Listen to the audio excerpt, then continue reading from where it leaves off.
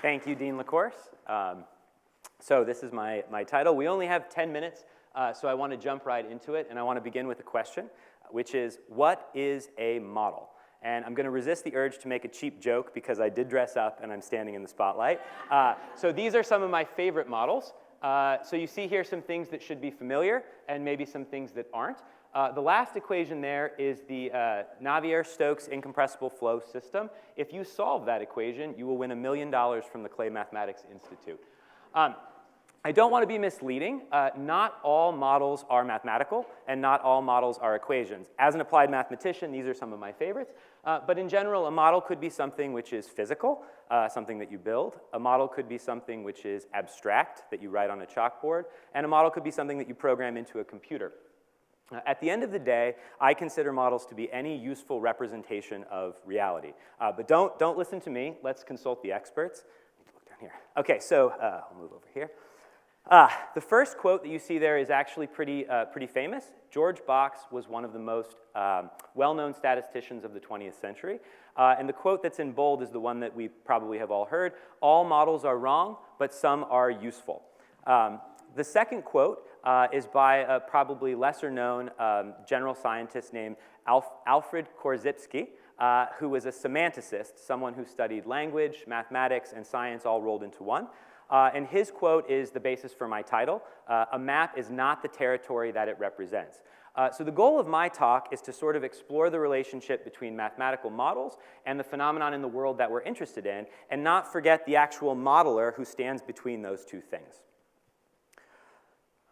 Okay, so this is my view of applied mathematics. And as an applied mathematician, one of the things I like to do is identify things in the real world that are interesting and try to write down some sort of model for them. Typically, these are equations, systems of equations.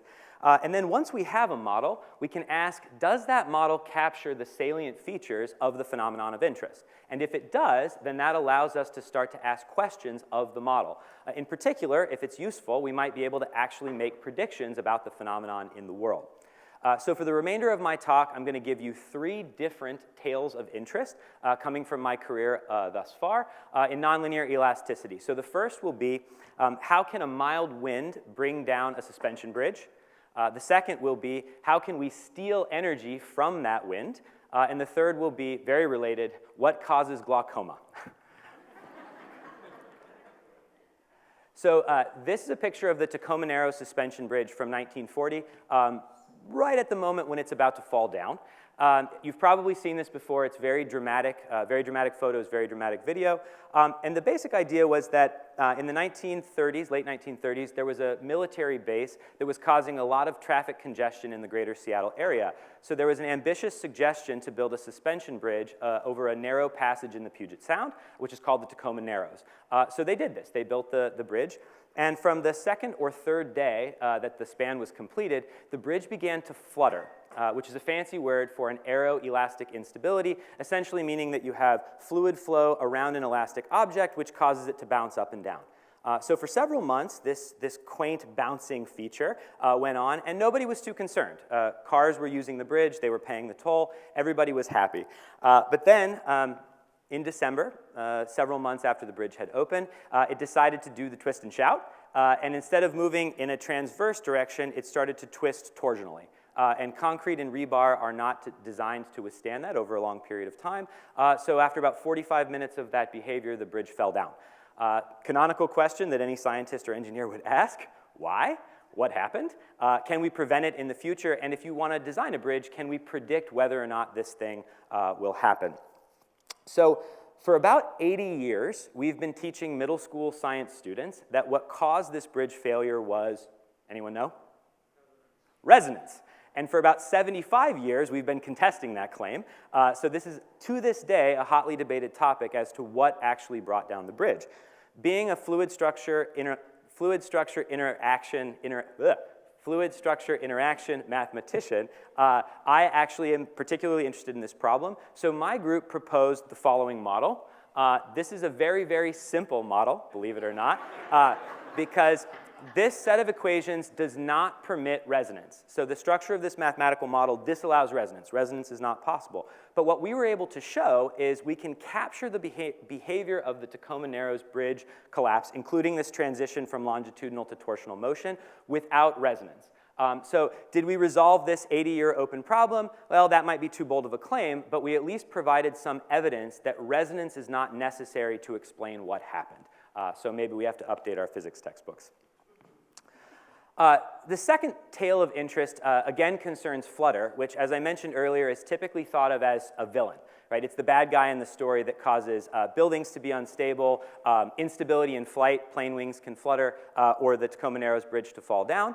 But in this particular instance, flutter is useful. So what you see behind me are piezoelectric energy harvesters. These are cantilevered beams that have some sort of piezoelectric patch or laminate placed on top. And if you take one of these harvesters and you place it in a wind flow, just 30 meters per second, let's say, it will start to oscillate. And as it oscillates, it will generate current, and that current can be harvested for useful power. So you could imagine, for instance, putting a whole bunch of these on a flagpole in the desert, and as the wind blows at night, they flap, they generate current, and you could actually provide heat or light in a remote location.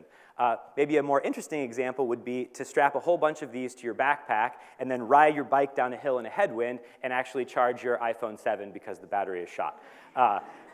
That's true.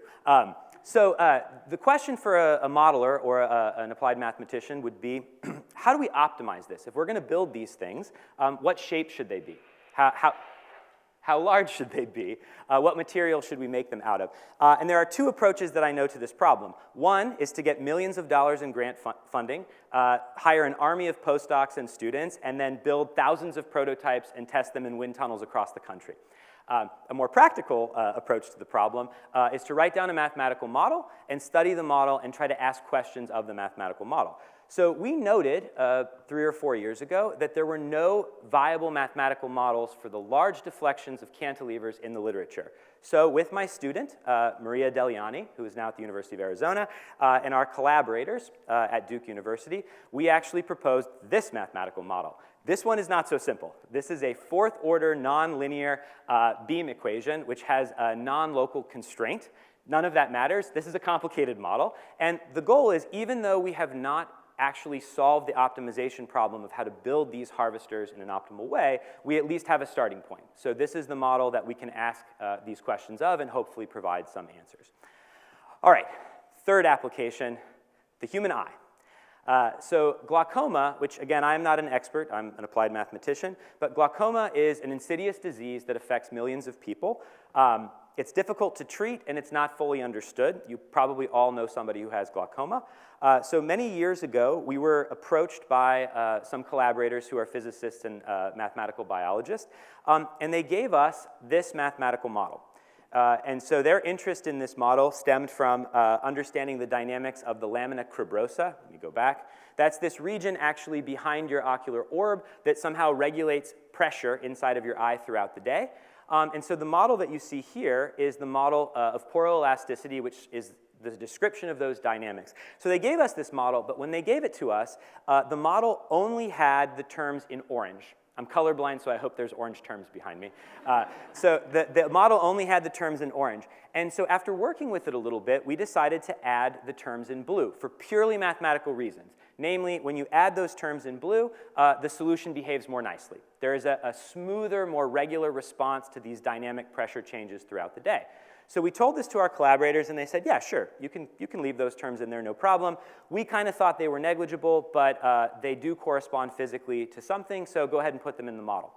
Fast forward 10 years, where we are now, and because of this mathematical observation, we've actually, not us, but our collaborators, have actually stumbled upon a possible hypothesis for the onset of glaucoma. Namely, the terms in orange represent elastin, which is present in all human tissue, and the terms in blue represent collagen, which is viscoelastic and also present in all tissue. And when those two terms are out of balance, the solution to this mathematical system becomes irregular. It has a harder time responding to dynamic pressure changes. As you age, you might know, collagen in your body starts to break down. So as the collagen breaks down, you can think of these blue terms as getting smaller and smaller, which creates an imbalance between the orange terms and the blue terms, which then leads to this phenomenon that I just recommended. So it is not necessarily the case that we have explained glaucoma, but we, just by accident, purely by doing mathematics, have stumbled upon a possible hypothesis for its onset. I still have some time left, this thing says, so I want to leave you with some quotes from one of my favorite monographs of all time on science, mathematics, language, and life, which is The Phantom Tollbooth. And while you read those quotes, I'll just recap what we did. During the talk today, we talked about 3 separate instances where we used mathematical modeling to actually say something meaningful about the world. And more than that, I think what we've done is we've demonstrated that mathematical modeling is a scientific empowerment tool. Right? Anyone, anywhere can do math modeling and study anything they are interested in. And that is why it is so important that our students at UMBC and students more broadly are mathematically competent and excited so that they can go on to be students of the world. Thank you very much.